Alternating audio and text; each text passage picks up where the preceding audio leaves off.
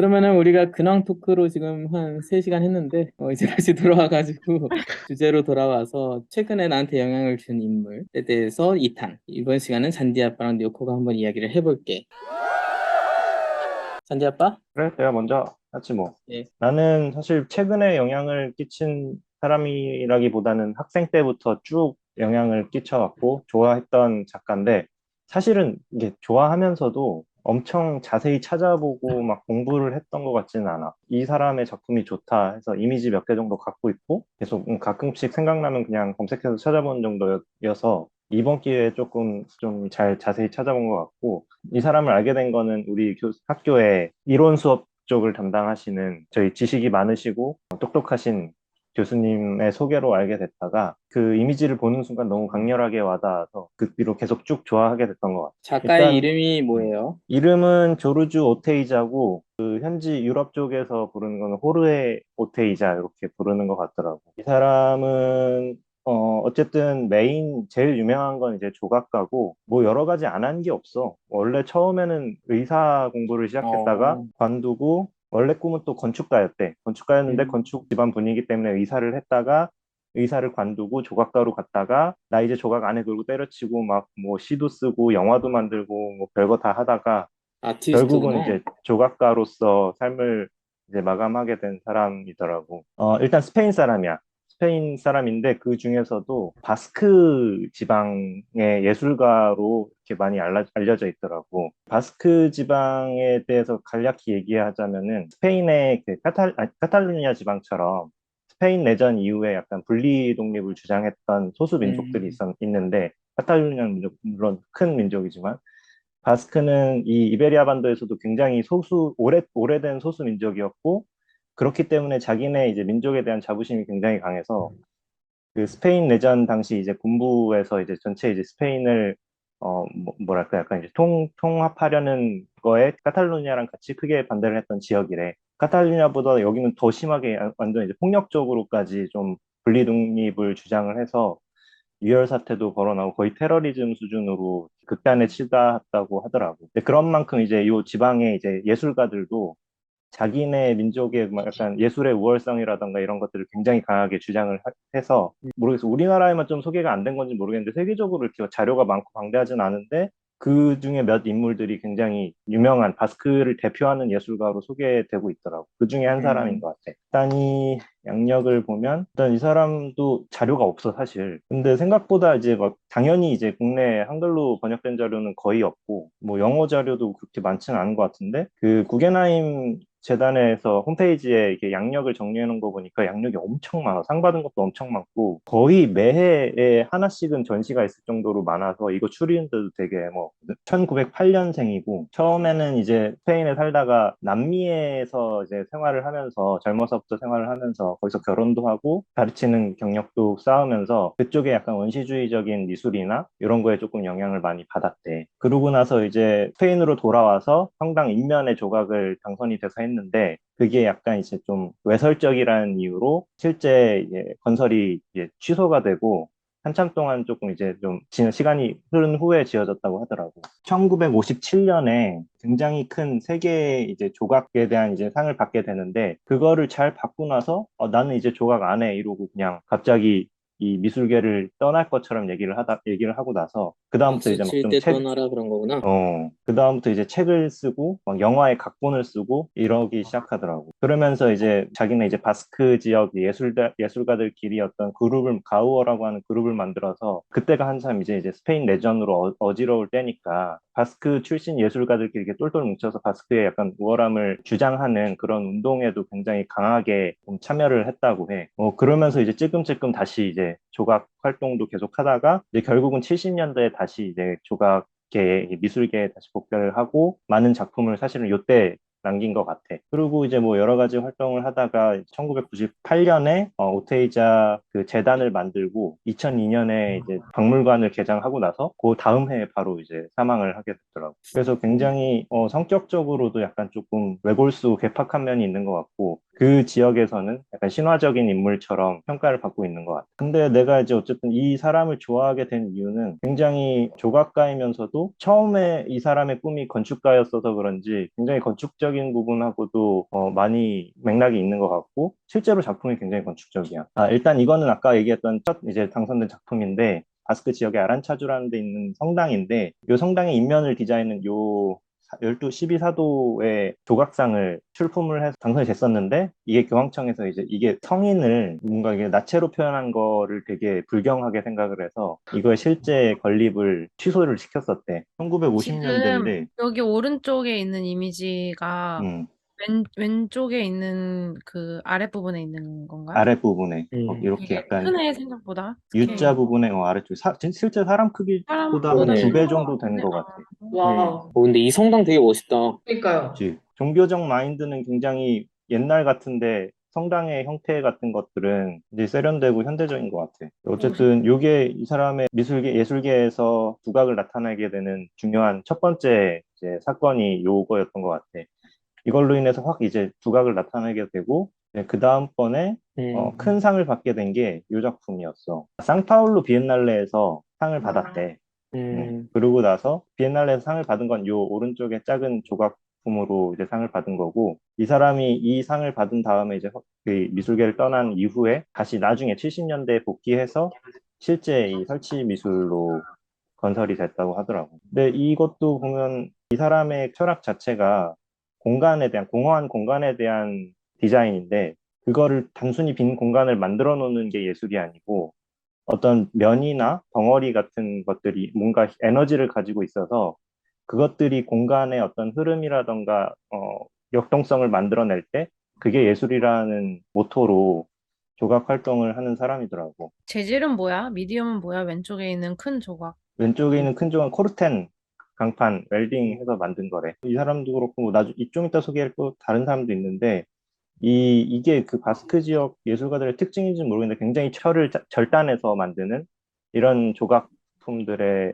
품들이 많더라고. 그래서 이 작품도 보면 어떻게 우리가 이제 건축 같은 거 그 디자인 할 때 그 웨스 스터디를 하거나 뭔가 스키매틱 디자인을 할 때 면들을 좀 찢고 이렇게 그걸 서로 연결해서 공간을 만들고 이런 것들에 대해서 많이 이 사람도 실제로 우리가 모형을 만들듯이 많이 고민을 했을 것 같아. 그래서 이 작품도 굉장히 건축적이라고 생각을 했고, 이게 그래서 예전부터 실제로 다 좋아했던 한 작품. 면인가? 한 면에서 크라웃이 있는 거고. 아니, 그게 이제 진짜 이렇게 종이접기처럼 이렇게 딱 찢어서 이렇게 펼쳤을 때 만드는 그런 느낌은 아니고, 이 사람은 그냥 이 면들이, 비정형적인 면들이 어떻게 하면 가장 균형적이고 다이나믹하게 보일 수 있을까, 그것들을 엄청나게 스터디를 한 결과 만들어낸 딱 결과물이 요거였을 것 같아. 이따 음, 보여주겠지만 이 조각가들이 다 그렇게 작업을 하는지는 모르겠는데 이 사람은 조그만 모형을 엄청나게 많이 만들어서 뭐가 다르겠는지 모를 만큼 디자인 프로세스를 거치더라고.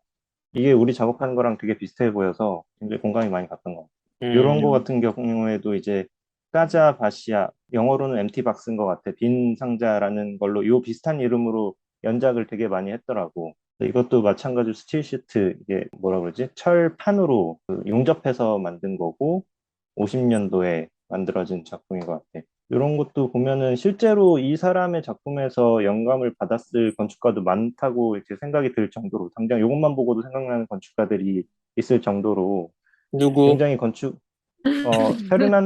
페르난도 메니스라는 건축가 혹시 알아? 스페인 건축가인데 오, 나 잘 모르겠어.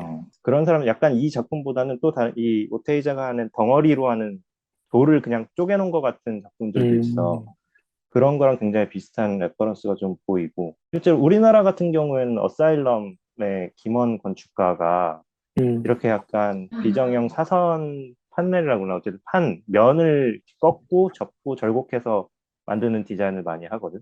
음, 물론 그분이 여기서 직접적인 영향을 받았을지는 모르겠지만 이 오테이자가 유럽에서 그 정도의 좀 영향력을 많이 끼친 예술가라면은 그런 것들이 유럽의 건축에 묻어나고 그게 또 우리나라의 건축가들한테까지 흘러오지 않았을까 하는 그런 것도 좀 추론을 해볼 수 있을 것 같아요. 이런 이미지들을 처음에 딱 봤을 때 물론 그때 저학년이었지만 건축을 전공하는 사람으로서 그 예술과 건축의 접합점을 처음 느꼈었던 것 같아요. 개인적으로는. 이게 그냥 단순히 건축은 건축이고 예술은 예술이고가 아니라 이런 식으로 좀 영감을 주고받을 수 있구나 하는 걸 좀 느꼈던 것 같고, 이 작품도 어쨌든 설치 미술을 목적으로 처음에 이 작은 목업이 만들어졌다가 나중에 이제 2009년도에 이게 꽤 최근에 이제 지어진 작품인 것 같아.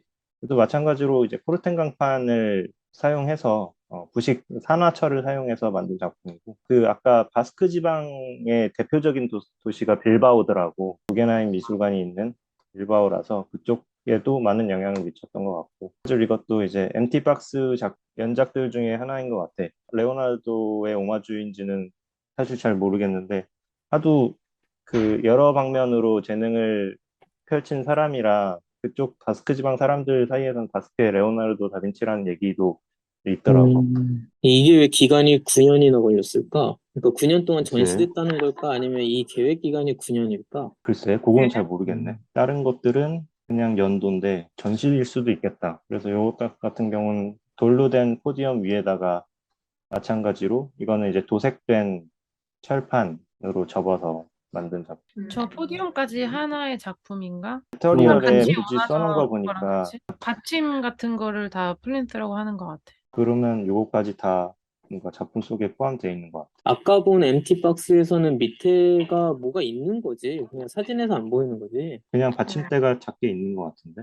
요거 어, 같은 경우는 좀 전에 얘기했던 것처럼 약간 이전은 엠티 박스라고 해서 좀 이렇게 판재를 이용해서 안에 텅 빈 공간을 만드는 어떤 연작들이 있었다고 하면, 이렇게 덩어리를 써서 메스를 보여주는 작품도 꽤 있더라고. 딱 봤을 때 권정이 도산에 최근에 음. 저 프로젝트 했으니까 도산의 준지 플래그십 스토어 알아? 그 WGMB 백종환인가? 맞아, 맞아, 맞아. 아, 그런 느낌도 나고 굉장히 딱 이게 두 개가 모양이 똑같은 것 같아, 메스가.